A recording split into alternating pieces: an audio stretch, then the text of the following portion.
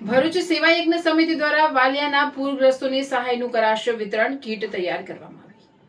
ભરૂચના વાલિયા તાલુકામાં તાજેતરમાં પડેલા ભારે વરસાદ અને કીમ નદીમાં આવેલ પૂરના કારણે ડહેલી, સોડગામ, દેસાડ સહિતના અનેક ગામોમાં ભારે નુકસાન સર્જાયું હતું. અનેક પરિવારોના ઘરોમાં પાણી ઘૂસી જતા ઘરવખરી તેમજ દૈનિક ઉપયોગની ચીજવસ્તુને નુકસાન પહોંચ્યું હતું. અસરગ્રસ્ત પરિવારોને મુશ્કેલીના સમયમાં સહારો આપવા ભરૂચની સેવા યજ્ઞ સમિતિ આગળ આવી છે. સમિતિ દ્વારા વિવિધ દાતાઓના સહયોગથી જીવન જરૂરિયાતની ચીજવસ્તુઓ ધરાવતી રાહત કીટ તૈયાર કરવામાં આવે છે, જેનું ટૂંક સમયમાં અસરગ્રસ્ત પરિવારોમાં વિતરણ કરવામાં આવશે.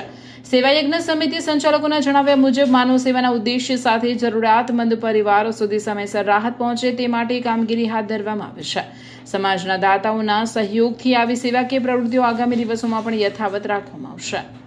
હું હિમાંશુ પરીખ, સેવા યજ્ઞ સમિતિ સંસ્થા છેલ્લા 27 વર્ષથી જરૂરિયાતમંદ લોકો માટે મેડિકલ ક્ષેત્રમાં અને જે અનાથ પીડિત નિરાધાર પ્રભુજી હોય છે તેના માટે અનાથાલય ચલાવી રહી છે. સંસ્થા હંમેશા જ્યારે પણ કોઈ કુદરતી આફત આવે ત્યારે જરૂરિયાતમંદ લોકો માટે સેવા માટે હંમેશા અગ્રેસર રહે છે.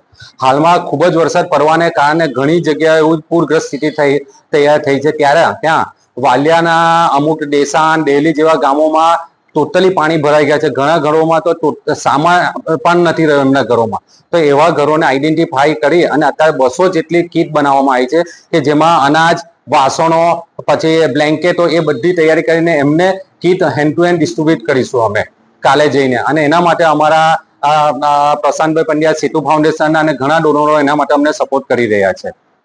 આભાર.